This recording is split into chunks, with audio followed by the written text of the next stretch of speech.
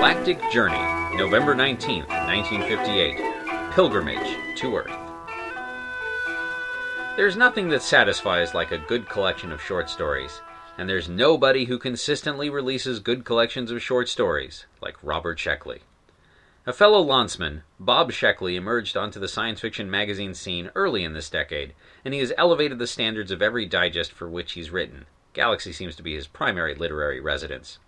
His first compilation, 1954's Untouched by Human Hands, was a masterpiece right out of the gate. I am especially partial to his second collection, Citizen of the Galaxy, perhaps because it is the first one I read. It was published in 1955. Somehow I missed his third, Pilgrimage to Earth, even though it was published last year, 1957. It's good, though perhaps not quite as good as the previous two. It does deliver the qualities I've come to expect from Mr. Sheckley: whimsy, comedy, satire, horror.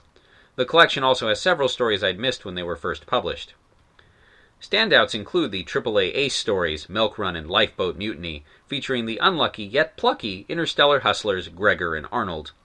Bad Medicine, in which the protagonist receives psychiatric aid from a machine tuned to the Martian brain, is quite good.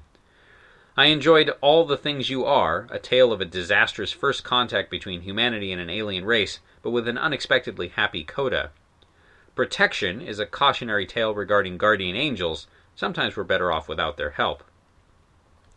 There are a few stories in this collection that missed the mark, to my mind. These are stories that betray a certain degree of misogyny, or at least resentment toward the female.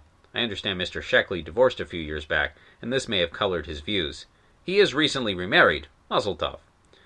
We saw a bit of this attitude in last collection's Ticket to Chennai, and it is quite evident in the titular Pilgrimage to Earth. In the latter story, a hayseed colonist travels to Earth, where he purchases a very convincing love affair. The unsatisfactory ending leaves him bitter and soon a customer of another Earth commercial specialty, shooting galleries with live women as targets. Also unpleasant was Fear in the Night. I won't spoil the story, but it highly disturbed my wife when she read it. On the other hand, Human Man's Burden features a mail-order settler's bride, but the execution and the twist makes the story surprisingly good. There's a bit of male fantasy and wish fulfillment in it, but I thought the bride was well developed and a strong, self-reliant character. In short, this collection is worth getting, despite being more of a mixed bag than the previous two.